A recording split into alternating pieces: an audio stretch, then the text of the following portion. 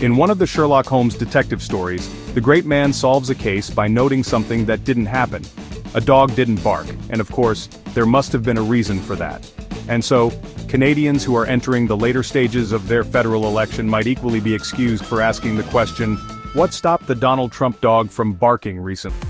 Because yes, for a man who was slating Canada almost daily, mocking its then-leader Trudeau almost daily, calling him the governor of the 51st state and all of that, he has been remarkably quiet, unnaturally quiet. Who even knew that Trump had the ability to hold his tongue on any subject for so long? Even seeing it in action is like watching the velociraptor in Jurassic Park learning how to use the door handle. The answer, of course, is that Trump's abuse and threats towards Canada have galvanized its people like never before, and it completely transformed the election race and looks likely, and nothing's ever certain in elections, but likely to overturn what had looked like an inevitable conservative victory, at least over the last couple of years. Now, at the point of shooting this video, as the televised debates in French and then in English were taking place, the polls are still showing a small but substantial lead for Mark Carney and the Liberal Party over Pierre Poilièvre, who had seemed on course for victory with a massive lead until Trump sent off his broadsides. Trump may have pulled back from some of the most extreme and random tariffs that he announced on so-called Liberation Day recently, but many of the Canada tariffs remain. But the rhetoric has completely gone, and it ended almost overnight following the president's March 28th phone call, his first call indeed with Mark Carney. In sharp contrast to his previous rhetoric with Carney's predecessor, Trump reported the call respectfully. He referred to Carney as Prime Minister and made no disparaging comments. And then, he said no more. There's a creative claim as to what happened in that phone call, which we'll talk about at the end. But the most likely explanation is simply that Trump had it brought home to him just how much he had screwed it up. Not that any of the people in his orbit would have dared to use that form of words to him. Not to his face, anyway.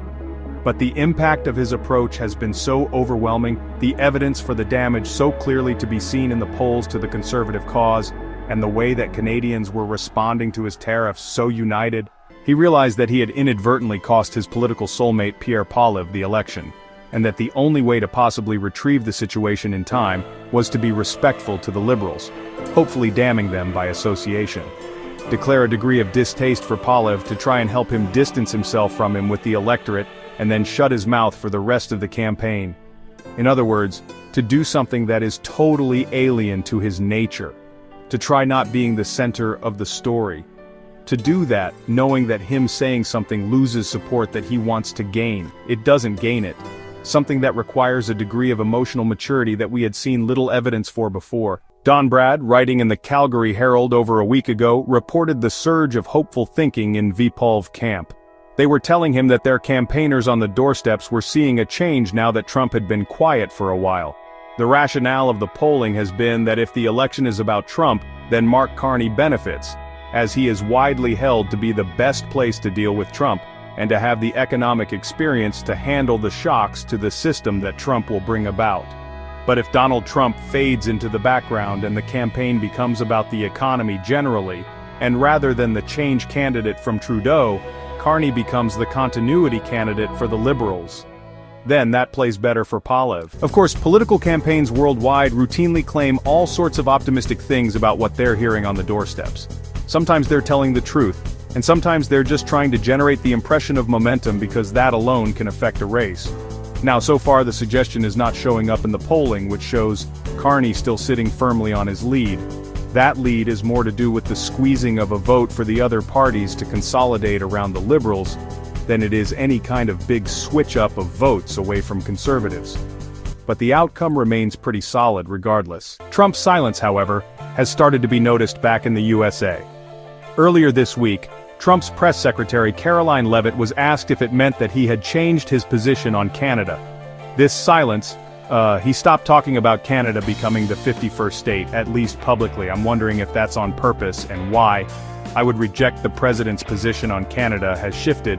Perhaps he just hasn't been asked about Canada by questions from this group in the Oval Office when they see him almost every day. But the president still maintains his position on Canada. The United States has been subsidizing Canada's national defense, and He believes that Canadians would benefit greatly from becoming the 51st state of the United States of America. Now look, we generally get the idea that even asking such a question is a bit of a waste of time, because Caroline Leavitt will always swear that Trump is solid behind whatever was the last thing he said on a topic. But she knows, and we know, that at any point he could just come out and say the exact opposite with no warning whatsoever. She will then just turn on a dime and defend and swear that that's always been his position. I'm not aware of any additional insight that has been added to any question in the last 3 months from asking it of Caroline Leavitt. Those press conferences seem to be purely an exercise for Leavitt to gain brownie points by being incredibly rude to mainstream media journalists through Mexico, not Canada. So, what else does Canada need to do, you're asking me? You're asking me for what the president's justification is for these tariffs? It's not up to you, you're not the president, Gabe, and frankly I think it's a little bit disrespectful to the families in this country who have lost loved ones at the hands of this deadly poison. But I digress. I think Canadians are generally realistic enough to know that the minute the election is done, the Trump megaphone will wind right back up all over again. If Carney wins, and like I say, that can't be taken for granted, given how reluctant Poilièvre's voters might be to tell pollsters their real voting intentions right now. But if he wins, I doubt it will endure for long that he will have only had respectful words said of him by Donald Trump.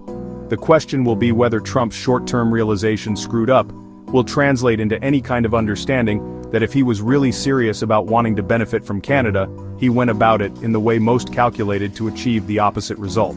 Now I doubt annexation was ever achievable however he approached it, at least outside of some seismic external threat that completely changed geopolitical realities.